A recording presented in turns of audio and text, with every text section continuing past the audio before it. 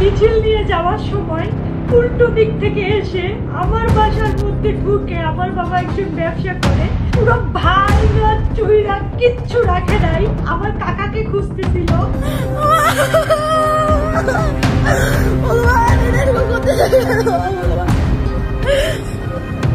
ভগবান এটা এরকম করতেছে কেন? তোমার গাড়িটা পড়বে। ও বাবা, ও বাবা, ও ভগবান, ভগবান, মা তুমি ঢুকো। ভাই, ভাই বাঁচাও, ভাই, ভাই, ভাই, ভাই আমাদের বাঁচাও, ভাই, ভাই, ভাই, ভাই, ভাই,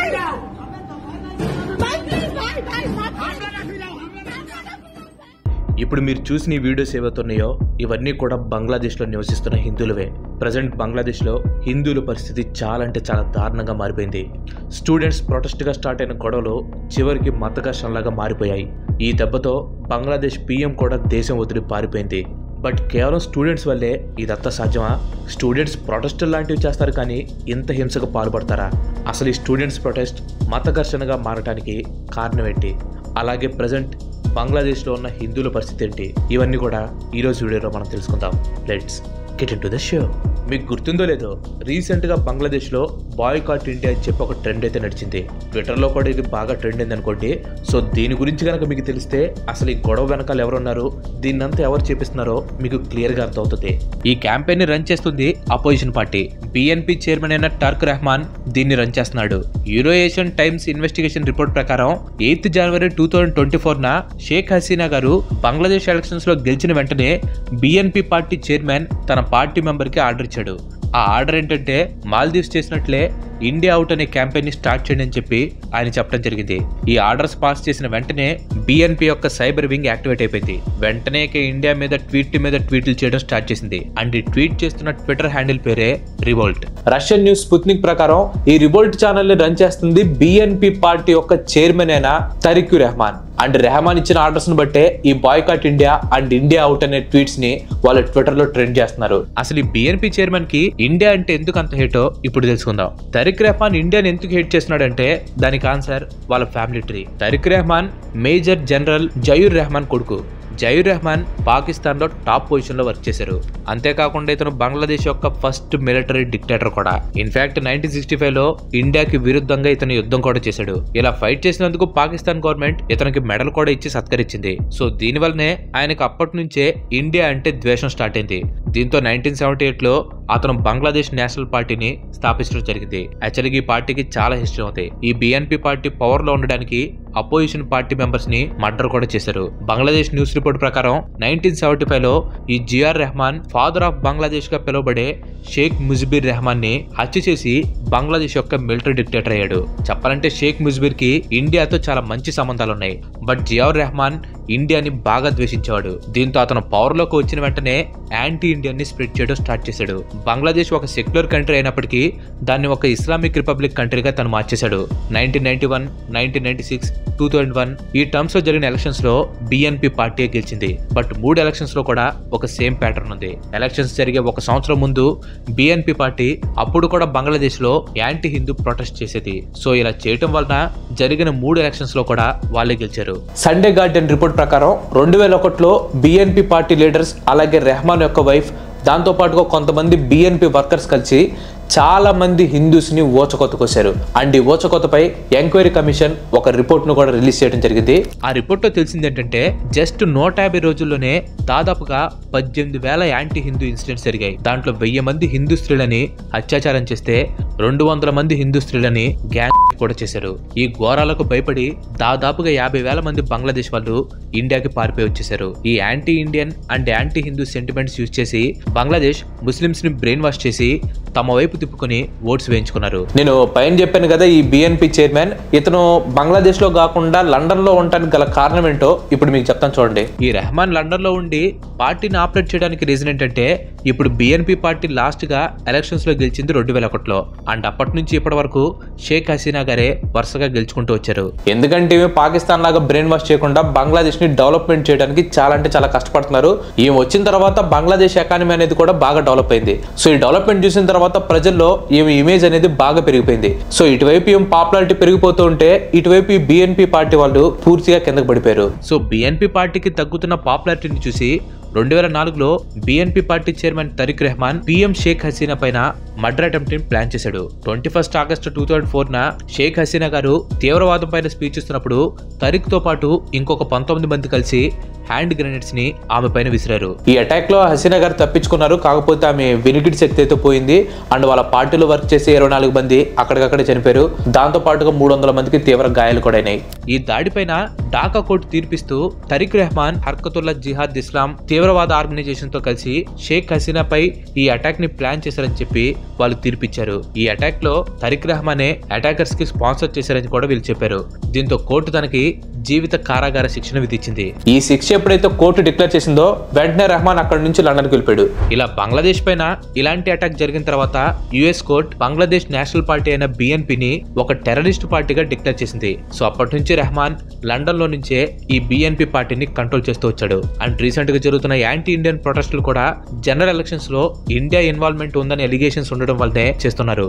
ఇంకో మైండ్ పోయే విషయం ఏంటంటే ఈ యాంటీ ఇండియన్ క్యాంపెయిన్ లో తరిక్ రెహమాన్ ఓన్లీ ఫేస్ మాత్రమే, బట్ ఇంకొంచెం డీప్ గా చూస్తే తన వెనకాలండి నడిపిస్తుంది పాకిస్తాన్. ఈ విషయం గురించి తెలుసుకునే ముందు ఇంతవరకు ఈ వీడియో చూసినట్టు ఈ వీడియో మీకు నచ్చిందని అనుకుంటున్నాను. మీకు నచ్చినట్లయితే ఈ వీడియోని ఖచ్చితంగా లైక్ చేయండి.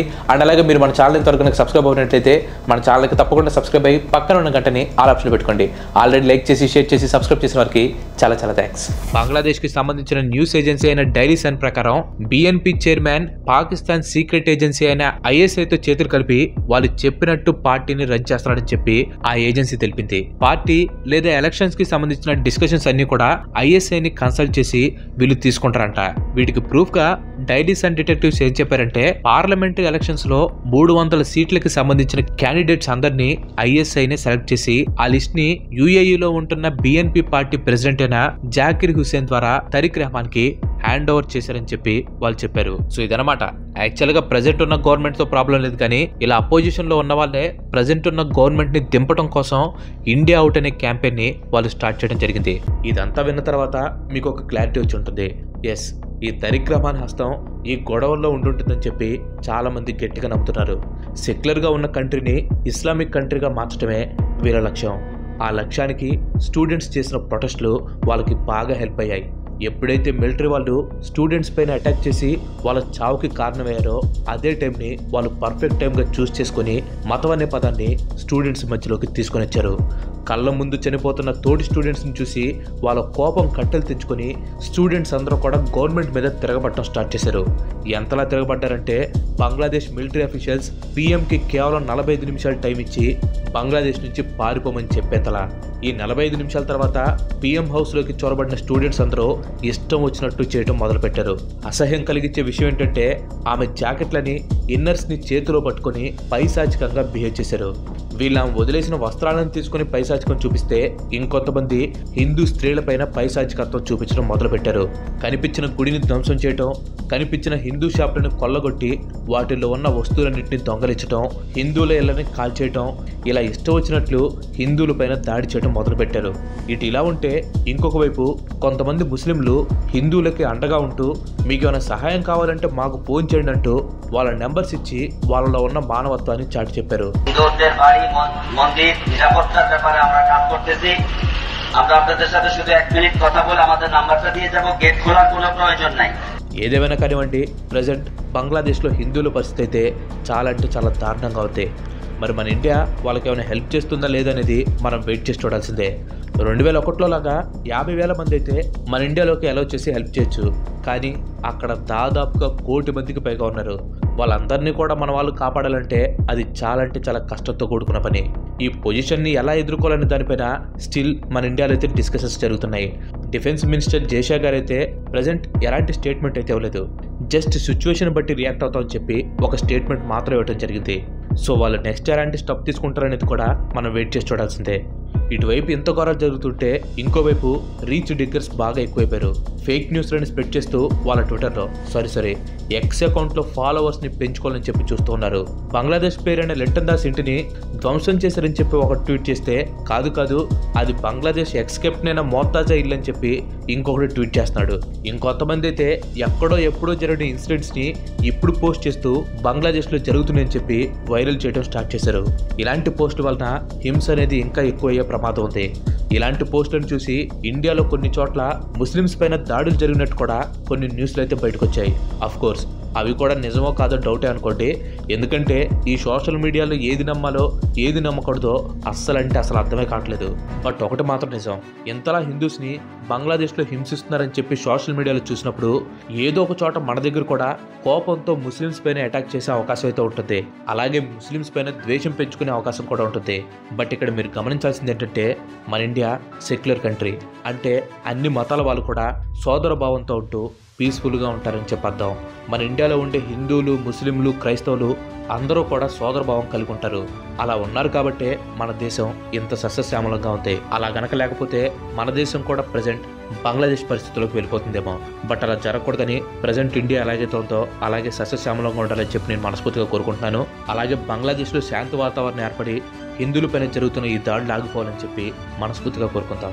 జై హింద్. Thanks for watching. ఈ వీడియో కనుక మీకు నచ్చినట్లయితే లైక్ చేయండి అండ్ అలాగే మీ ఫ్రెండ్స్తో ఇన్ఫర్మేషన్ని షేర్ చేసుకోండి.